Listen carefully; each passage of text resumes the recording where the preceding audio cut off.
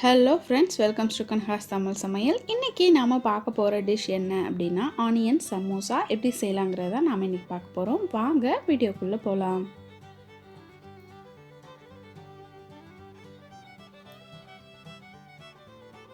தேவையான பொருட்கள்: கோதுமை மாவு, ஆனியன், எண்ணெய், தனி மிளகாய்த்தூள், மஞ்சள் தூள், கரம் மசாலா, உப்பு. ஃபஸ்ட்டு நாம் மாவை பிசைஞ்சிக்கலாம். 1 கப் அளவுக்கு நான் கோதுமை மாவு எடுத்திருக்கேன்.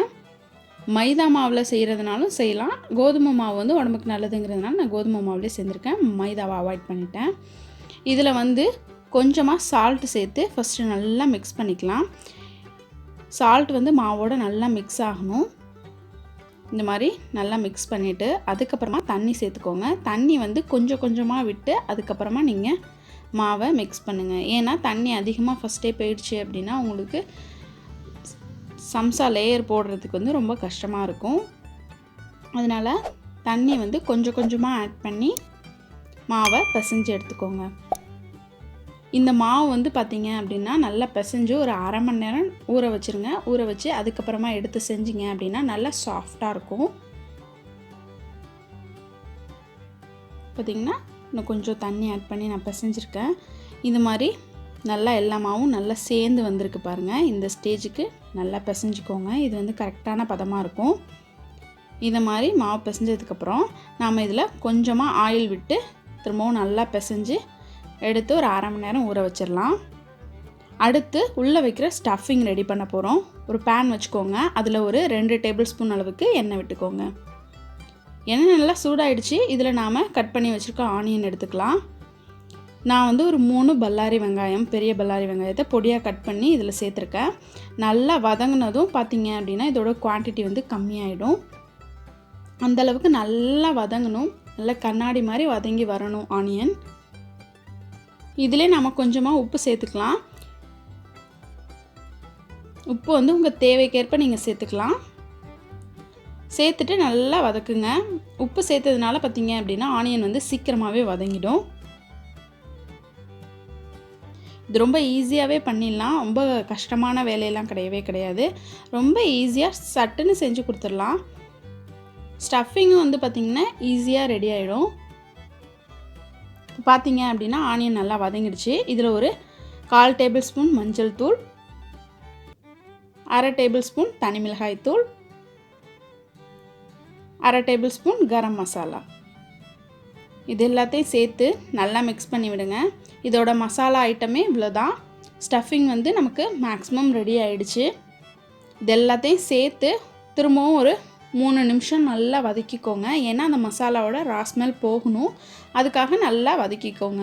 இப்போ நம்ம மசாலா போட்டு வதக்க ஆரம்பிக்கும்போது ரொம்ப ட்ரை ஆக ஆரம்பிச்சிடும். அதனால் நம்ம கொஞ்சமாக தண்ணி ஆட் பண்ணி நம்ம வதக்கிக்கிட்டோம் அப்படின்னா உங்களுக்கு நெடி ஏறாமல் இருக்கும். இந்த மாதிரி கொஞ்சமாக தண்ணி ஆட் பண்ணிக்கோங்க. ரொம்ப அதிகமாக ஆட் பண்ணணுன்னு அவசியம் கிடையாது. ஏன்னா தண்ணி சதன்னு மிதக்கக்கூடாது.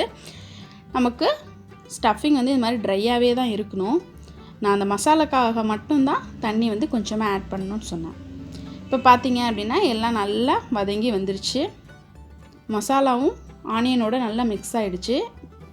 இதுதான் நாம் சமோசாக்குள்ளே வைக்க போகிற ஸ்டஃபிங். அடுத்து பார்த்திங்க அப்படின்னா மாவு நல்லா அரை மணி நேரம் ஊறி ரெடி ஆகிடுச்சு. பார்த்திங்கன்னா நல்லா சாஃப்டாக வந்திருக்கு பாருங்கள். இது மாதிரி நல்லா பிசைஞ்சிட்டு சின்னதாக ஒரு உருண்டை எடுத்துக்கோங்க. அதையும் நல்லா உருட்டிட்டு கொஞ்சமாக மாவு தொட்டுக்கோங்க. நான் கோதுமை மாவே கொஞ்சம் எடுத்து வச்சுருக்கேன். அதை எடுத்து கொஞ்சமாக அது மேலே போட்டு நல்லா 2 பக்கமும் தடவிட்டு அதுக்கப்புறமா தான் நான் லேயர் ரெடி பண்ண போகிறேன். இது மாதிரி மாவு நல்லா தொட்டுட்டு போட்டிங்க அப்படின்னா உங்களுக்கு ஒட்டாமல் வரும். ஏன்னா மாவு நல்லா சாஃப்டாகிடுச்சு இல்லையா, ஊறினதுனால நல்லா சாஃப்டாக இருக்குது. அதனால் இது மாதிரி மாவு தொட்டு போட்டிங்க அப்படின்னா உங்களுக்கு ஒட்டாமல் வரும். இப்போ நாம் ரெடி பண்ணுற இந்த லேயர் பார்த்திங்க அப்படின்னா ரொம்ப மெல்லிசாகவும் இருக்க வேணாம், ரொம்ப மொத்தமாகவும் இருக்க வேணாம். கொஞ்சம் மீடியம் சைஸில் நீங்கள் ரெடி பண்ணிக்கிட்டாலே கரெக்டாக இருக்கும். ரொம்ப மெல்லிசாக போட்டிங்க அப்படின்னா ஸ்டஃபிங் வச்சு க்ளோஸ் பண்ணும்போது பார்த்திங்கன்னா உங்களுக்கு அந்த ஸ்டஃபிங் வெளியில் வர ஆரம்பிக்கும். ரொம்ப மொத்தமாக போட்டிங்கனாலும் ஸ்டஃபிங் கம்மியாக இருக்கிற மாதிரி இருக்கும், லேயர் ஜாஸ்தியாக இருக்கும். இப்போது இதை ஒரு லேயர் போட்டோம் இல்லையா, இதில் ஒரு பாதியை மட்டும் இந்த மாதிரி கத்தியை வச்சு லைட்டாக கோடு போட்டுக்கோங்க. இது வந்து எதுக்காக அப்படின்னா ஒரு டிசைனுக்காகவும் உள்ளெல்லாம் நல்லா வந்து உங்களுக்கு குக் ஆகிறதுக்காகவும் அந்த இது மாதிரி டிசைன் பண்ணியிருக்கேன். ஒரு சைடு மட்டும் இந்த மாதிரி கீறிட்டு இன்னொரு சைடு இருக்கு இல்லையா, கீறாத பக்கம் இருக்கு இல்லையா, அதை வந்து இதில் க்ளோஸ் பண்ணிடணும். அதோட இதை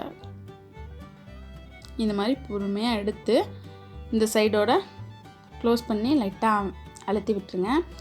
இப்போது கீறாத நல்ல பக்கம் இருக்கு இல்லையா, இதை வந்து இது மாதிரி க்ளோஸ் பண்ணிக்கோங்க. க்ளோஸ் பண்ணி சைடெலாம் நல்லா அழுத்தி விட்டுட்டு உள்ளே வந்து நாம் ரெடி பண்ண ஸ்டஃபிங்கை வச்சுருங்க. ஸ்டஃபிங் வச்சுட்டு அதையும் இந்த மாதிரி நல்லா அழுத்தி விட்டுக்கோங்க. சைடெலாம் வந்து நல்லா க்ளோஸ் பண்ணிடணும். அப்போ தான் வந்து ஸ்டஃபிங் வெளியில் வராது ஆயில் விட்டு நம்ம பொரிக்கும் போது. அடுத்து இன்னொன்று செஞ்சு காட்டுறேன் பாருங்கள். நல்லா ஒரு பெரிய லேயர் ரெடி பண்ணிக்கோங்க.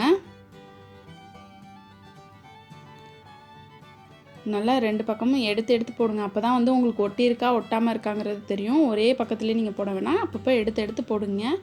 அதான் உங்களுக்கு கரெக்டாக இருக்கும். இப்போது கத்தியை வச்சு ஒரு சைடு மட்டும் இந்த மாதிரி கீறி விட்டுக்கோங்க. கீறி விட்டுட்டு இந்த சைடை நார்மலாக இருக்க இன்னொரு சைடோட பாதியாக மடக்கிடுங்க. மடக்கிட்டு படுத்துட்டு நீங்கள் இப்படி க்ளோஸ் பண்ணிவிட்டு அதுக்கப்புறமா அதில் மசாலா வச்சுக்கலாம். இல்லை மசாலா வச்சுட்டு கூட க்ளோஸ் பண்ணுறதா இருந்தாலும் க்ளோஸ் பண்ணிக்கலாம். உங்களுக்கு எது ஈஸியாக இருக்கோ அது மாதிரி பண்ணிக்கோங்க. இப்போது உங்களுக்கு கேப் இருக்கு இல்லையா, இதில் நாம் ரெடி பண்ண அந்த ஸ்டஃபிங்கை வச்சிடலாம். ஸ்டஃபிங் வந்து ரொம்ப அதிகமாக வைக்க வேணாம். அதுக்குள்ளே கொள்றதுக்கு எவ்வளோ கொள்ளுமோ அதில் முக்கால்வாசி வச்சாலே போதும். ஏன்னா ரொம்ப அதிகமாக வச்சிங்கன்னா ஸ்டஃபிங் வந்து வெளியில் வர ஆரம்பிச்சிடும். அதனால தான் நான் சொல்கிறேன். இப்போது இந்த சைடு நல்லா ப்ரெஸ் பண்ணி விடுங்க. இந்த மாதிரி ப்ரெஸ் பண்ணி விட்டிங்கனாலே போதும், மாவு வந்து நல்லா ஒட்டிடும். இது மாதிரி ஒரு சமோசாவாக நாம் ரெடி பண்ணி ஃபஸ்ட்டே வச்சுக்கணும். வச்சுட்டு அதுக்கப்புறமா தான் நாம் வந்து எண்ணெயில் போட்டு பொரிக்க போகிறோம். பார்த்தீங்களா, இந்த மாதிரி சம்சா ரெடி பண்ணிக்கோங்க. இப்போது நான் ஆல்ரெடி சம்சா எல்லாத்தையுமே ரெடி பண்ணி வச்சுருக்கேன்.